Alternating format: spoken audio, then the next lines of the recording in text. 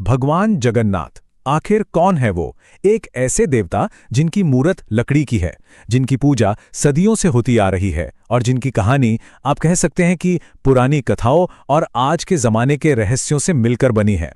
तो चलिए आज इसी दिलचस्प कहानी की तह तक चलते हैं। हमारी ये कहानी बहुत पुराने वक्त से नहीं बल्कि आज के एक बड़े रहस्य से शुरू होती है। एक ऐसा रहस्य जो सीधा जुड़ा है पुरी के जगन्नाथ मंदिर के भीतर छिपे एक बहुत ही कीमती खजाने से।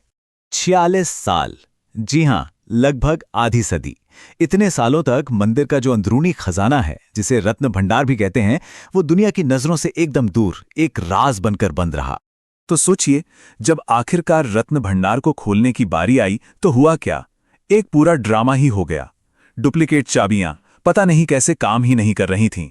अधिकारियों को मजबूरन 3-3 ताले तोड़ने पड़े और तब से सबके मन में एक ही परेशान करने वाला सवाल घूम रहा है, क्या खजाने के साथ कोई छेड़छाड़ हुई है?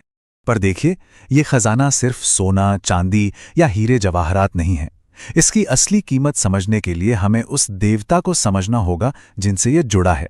एक ऐसी हस्ती जिनकी अपनी कहानी वक्त की धुंध में कहीं खोई हुई है।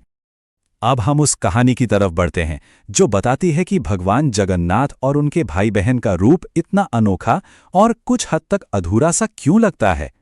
तो कहानी कुछ यूं शुरू होती है कि एक राजा थे, बड़े ही धार्मिक, और उन्हें धुन सवार थी एक रहस्यमयी आदिवासी देवता को खोजने की। फिर होता क्या है, समुद्र से एक पवित्र लकड़ी का लट्ठा तैरता हुआ आता है और एक दिव्य शिल्पकार उसे तराशने के लिए तैयार हो जाता है। पर उसकी एक शर्त थी कि काम पूरा होने तक कोई भी दरवाजा नहीं खोलेगा। लेकिन सब्र का बांध टूट गया। दरवाजा वक्त से पहले खुल गया और वो शिल्पकार गायब। पीछे क्या रह गया? यही अधूरी मूर्तियां जो आज भी उतनी ही श्रद्धा से पूजी जाती हैं। जगन्नाथ का ये अधूरा रूप सिर्फ कोई बनावट नहीं है, ये एक बहुत गहरे विचार का प्रतीक है। एक ऐसा विचार जो सबको अपनाता है और जिसने सदियों से समाज के हर तबके के लोगों को अपनी ओर खींचा है। जगन्नाथ परंपरा को समझने के लिए ये शब्द बहुत जरूरी हैं। समन्वयवाद मतलब अलग अलग, यहां तक कि कभी-कभी एक दूसरे से बिल्कुल उलट लगने वाले विश्वासों और रीति रिवाजों का एक साथ मिलकर एक नया रूप ले लेना। जगन्नाथ की पूजा में कई सारी धाराएं एक साथ आकर मिल जाती हैं। इसमें आपको पुरानी आदिवासी परंपराओं की झलक मिलेगी, तो वहीं वैष्णव, शैव और शाक्त परंपराओं का भी गहरा असर दिखाई देगा। कहीं वो विष्णु के अवतार हैं, तो कहीं शिव के भैरव रूप और देवी विमला के साथी भी।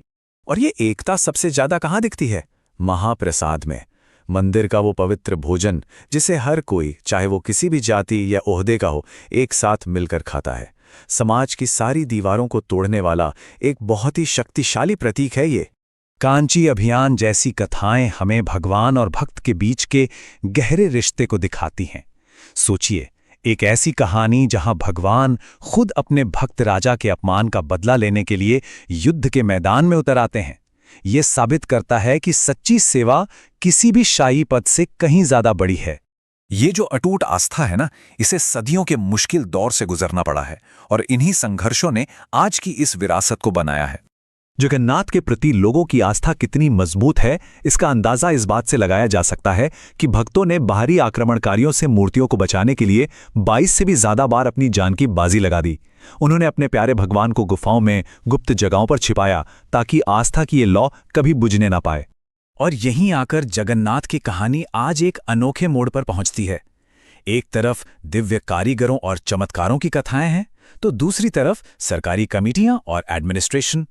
एक तरफ देवताओं के युद्ध लड़ने की कहानियां, तो दूसरी तरफ गायब चाबियों की मॉडर्न इन्वेस्टिगेशन। रत्न भंडार का ये रहस्य इस लंबी कहानी का बस एक और नया पन्ना है। ये हमें याद दिलाता है कि जगन्नाथ की कहानी सोने और जवाहरात से कहीं ज्यादा बड़ी है। ये एक पूरी संस्कृति और आध्यात्म की विरासत की कहानी है। और अंत में हमारे लिए एक सवाल छोड़ जाती है कि असली खजाना आखिर है क्या? वो कीमती पत्थर जो तिजोरियों में बंद है, या फिर वो अटूट विश्वास जो करोड़ों लोगों के दिलों में बसा